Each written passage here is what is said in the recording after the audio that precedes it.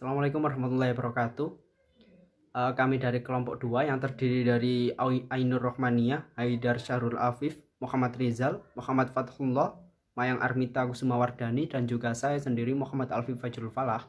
Kami di sini akan menjelaskan tentang pasar, mulai dari pengertian pasar, lalu ada fungsi pasar, jenis-jenis pasar, dan juga finansial pasar. Penasaran?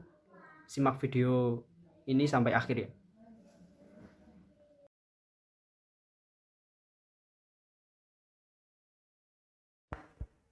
Saya Mayang Armita Kusumawardani. Di sini saya akan menjelaskan tentang pengertian market atau pasar. Pengertian market atau pasar ialah tempat bertemunya penjual dan pembeli sampai terjadinya suatu transaksi. Pasar juga dijadikan tempat pendistribusian barang dan jasa yang dilakukan oleh distributor, produsen, agen, dan pedagang. Pedagang juga mendistribusikan barang dan jasanya langsung kepada konsumen. Nah, pada umumnya kegiatan pendistribusian ini dilakukan langsung di market atau pasar.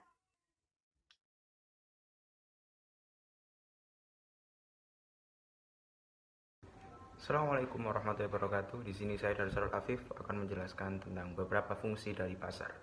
Pasar sendiri memiliki beberapa fungsi. Jadi di sini saya akan menyebutkan 3 fungsi dari pasar. Yang pertama, fungsi pasar adalah sebagai sarana distribusi. Yang kedua, fungsi pasar sebagai sarana pembentukan harga, dan yang terakhir, pasar sebagai sarana promosi. Artinya, fungsi yang utama dari sebuah pasar yakni ketiga hal ini. Kita akan menjelaskan pertama-tama dari yang awal, yakni pasar sebagai sarana distribusi. Dengan adanya pasar, maka produsen akan lebih mudah atau lebih lancar untuk melakukan pengiriman barang atau menyalurkan barang kepada konsumen, karena di pasar kita bisa menyalurkan barang kepada konsumen dengan lebih mudah. Yang kedua, pasar sebagai pembentukan harga, yakni di sini ketika ada pasar, maka di situ pasti ada penjual dan pembeli. Dan ketika ada penjual dan pembeli, otomatis ada proses tawar-menawar. Dan ketika ada proses tawar-menawar, disitulah harga dari sebuah barang akan terbentuk. Penjual akan menawarkan harga dan pembeli juga akan menawarnya. Begitu juga sebaliknya. Dan akan terjadi proses negosiasi atau yang biasa dikatakan sebagai tawar-menawar. Yang akhirnya dengan adanya proses itu harga bisa terbentuk dengan sempurna. Dan yang ketiga, fungsi pasar adalah sebagai alat dari promosi. Dengan adanya pasar, produsen akan lebih leluasa untuk mempromosikan barangnya, menunjukkan keunggulannya, menunjukkan kekhasan dari barangnya, menunjukkan tentang sehebat apa barang ini dibanding dengan kompetitor. Entah itu dalam bentuk penyaluran brosur, entah itu dalam bentuk promosi yang dengan pembicaraan atau sebagainya. Yang mana pada intinya di sini pasar bisa menjadi sarana promosi bagi produsen. Dan pastinya konsumen akan bisa memilih dengan bijak mana barang yang akan dipilih. Karena di situ akan ada proses yang namanya tawar-menawar. Sekian dari saya. Wassalamualaikum warahmatullahi wabarakatuh.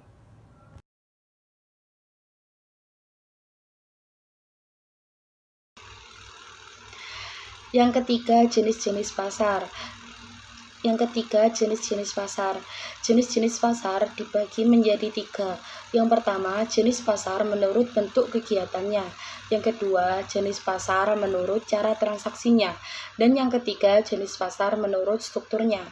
Yang pertama, jenis pasar menurut bentuk kegiatannya. Ada 2 jenis pasar. Yang pertama, pasar nyata, dan yang kedua, pasar abstrak.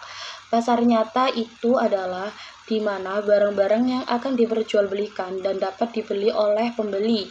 Contohnya, pasar tradisional dan pasar swalayan. Sedangkan pasar abstrak adalah pasar abstrak itu sama dengan pasar nyata, akan tetapi tidak secara langsung. Jadi hanya menggunakan surat pedagangnya saja. Contohnya, pasar online, pasar saham, pasar valuta asing, dan lain sebagainya.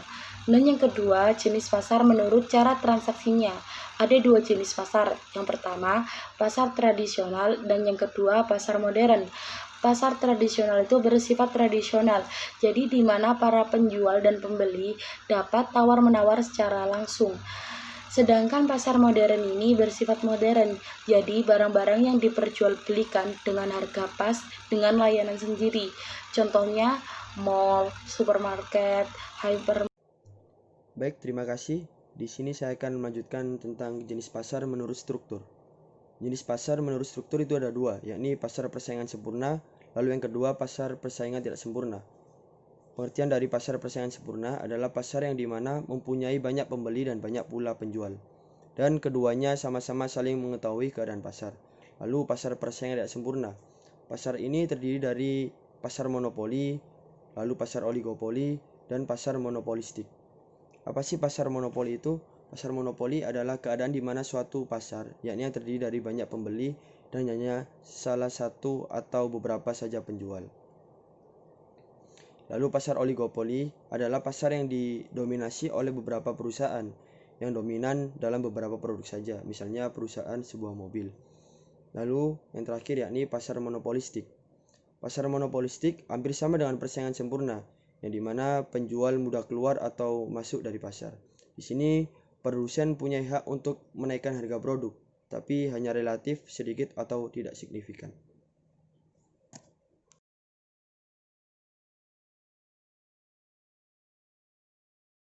Baik, di sini saya akan melanjutkan penjelasan dari teman saya, yaitu menjelaskan finansial dalam bisnis plan.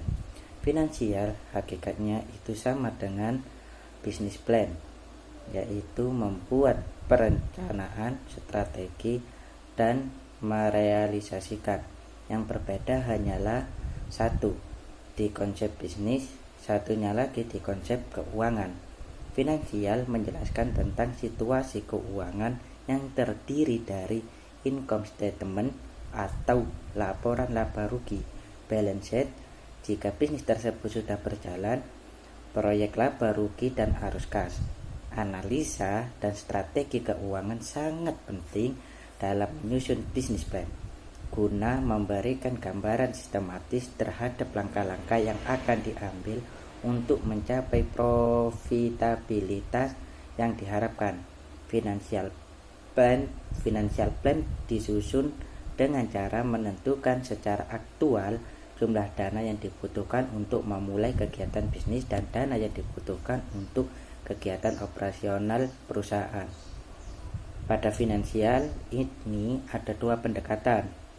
Pendekatan pertama adalah menggunakan total penghasilan sebagai variabel tetap, dan berdasarkan total penghasilan itu Anda atur pengeluaran termasuk pengeluaran sasaran keuangan yang hendak Anda tetapkan. Pendekatan kedua adalah Anda membuat dahulu rencana keuangan yang hendak Anda capai dan skala prioritasnya. Sekian, terima kasih. Demikian tadi video singkat dari kami mengenai penjelasan dari pasar. Semoga video tersebut memberikan manfaat bagi kita semua. Selanjutnya saya sebagai moderator pamit undur diri. Wassalamualaikum warahmatullahi wabarakatuh.